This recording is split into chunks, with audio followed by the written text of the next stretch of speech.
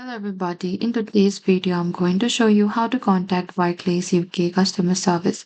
First open any of the web browser and in the top there's this address bar typed on barclays.co.uk and enter it.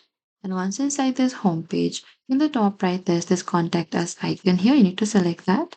And from here you can choose a topic. If you have issue with your online banking accessibility or any of the others option here, simply open that. And after here, you can simply get in touch. You can click over here that says contact us by phone. Over here, you can dial this number, or if you're from abroad, you can simply go to this number here. And after that, you can get support assistance from the Barclays customer service, or you can scroll a bit down again and go to this help page. And from here, this is the frequently asked question or the articles that we have.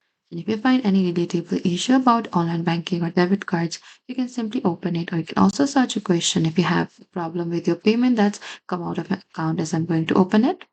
And after that, you'll get instruction over here, and that is it. Thank you for watching this video. I hope this video was helpful.